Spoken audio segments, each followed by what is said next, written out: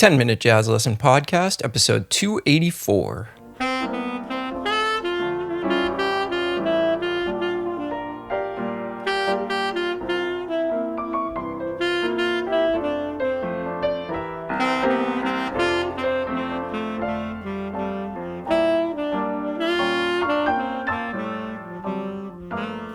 Hey everybody, welcome back to episode 284 of the 10-Minute Jazz Lesson Podcast. This is our Tune of the Month episode, and today we're going to take a look at a great jazz standard out of nowhere and use some of our pentatonic material that we've been talking about for the past bunch of episodes. So we're going to try to put this in action over one of my favorite jazz standards. So before we jump in, if you are new to the show, just wanted to remind you that we are a listener-supported podcast, which means we do not have any ads on the show. We rely on listeners just like you to keep the show going and coming out each and every week in high quality. You can support us by going to our Patreon site, and you can find that by going to 10minutejazzlesson.com and clicking on one of the Patreon banners. That'll bring you over, explain everything to you, the benefits you will get. You do get a PDF with every single episode, including the backlog of all 284 episodes. And for the second tier, you also get audio examples of everything that I'm playing. So if you're looking for a fantastic jazz education resource that doesn't cost you very much, you can go over there and pledge your support. Make sure the show keeps coming out. So again, 10minutejazzlesson.com. Click on one of the Patreon banners. Got one person to shout out this week. Thank you to Rachel for editing their pledge up from $3 to $5. And of course, to the over 350 people we have over there, thank you. You are the reason that this show keeps coming out. All right, so let's jump into today's episode. As you know, we always wrap up our series with a tune of the month, and this month we chose an amazing Johnny Green standard, Out of Nowhere. This is a tune that a lot of people like to call on the bandstand. I'm thinking about the last month of gigs, and I've probably played this about a half dozen times. Just has great chord changes, some unexpected, interesting harmony going on in this tune, which would be great for you to work on. In order to get through this standard, you really have to understand some concepts like deceptive cadences and the changes not going where you think they would go, where they would typically go. So let's just cover the form really quickly. So this is an A-B-A-C tune, 32 measures. I've played this at a bunch of different tempos, anywhere from really slow, like we're going to hear it today, like a nice medium walking tempo, all the way up to pretty up tempo, something just under 200 BPM. So this is a really flexible jazz standard. The melody works at a bunch of different tempos, so do the changes, and it's just a really fun one to play. It's in the key of concert G. And let's talk about what I think is the most interesting part of the chord progression, which is measure 3 and 4 into measure 5. This is what we call a deceptive cadence. So what we see in measure 1 and 2 is we're just kind of hanging out in the key of concert G. Then we see a 2-5, which should be in the key of concert A flat. So we've got a B flat minor 7 chord to an E flat 7 chord, which is, we think it's a 2-5-1 in the key of concert A flat. But where does it go? It deceives us. It's a deceptive cadence that actually goes back to the key of concert G. So it resolves down a half step lower than we think it's going to. And at first, this is really tough to play over because you're going to play a bunch of material that maybe over a 2-5 in concert A flat, but then when you resolve it, you've got to actually resolve it down a half step. So this could be a really cool progression for you to work on, where you're kind of adapting the material that you play to resolve back down to that concert G major chord in measure 5.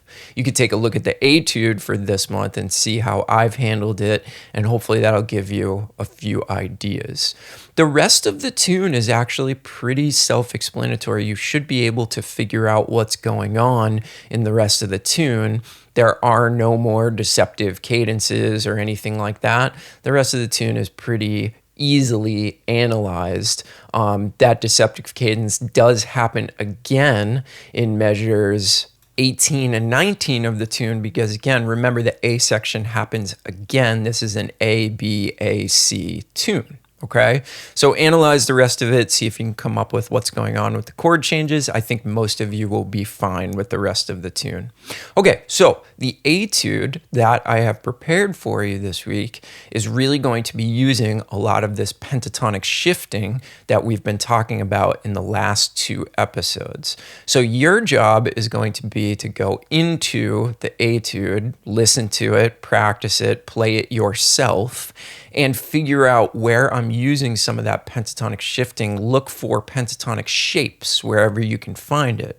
Now, if you've been following the last bunch of episodes, this should be fairly easy for you to do because we've been talking about it so much. You've been hearing the way that these major pentatonics sound over various chord changes. So I really want you to go in and figure out, what am I doing with these major pentatonic shapes? Where am I putting them? Where am I using some of the concepts that we've been talking about? Okay, so let's listen to the etude. And the backing track, we're going back to one of my favorite YouTube channels, Mr. Sunny Bass. These are the solo bass backing tracks, and I really, really just love these. So go and check out Mr. Sunny Bass's YouTube channel if you're looking for some great backing tracks. That's actually a real live amazing bass player playing the backing track for you. So a couple of things. This is at a really slow tempo, and I think that's going to be great for you because you're going to be able to really hear the stuff coming at you without it flying by.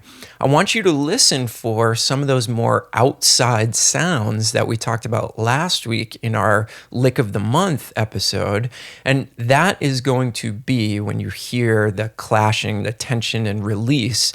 That's really where I'm going to be using a lot of that pentatonic shifting that we talked about. So as you're listening to this for the first time and you're looking at the PDF, circle those parts where you hear it go outside of the chord changes. And that's going to be the most likely place where I'm using some of that pentatonic shifting. So after you circle that stuff, you can go back and really, really get into the nitty-gritty and analyze what I'm doing. All right, enough of me talking. Let's play the etude. 2, 3, 4, 1, 2, 3, 4.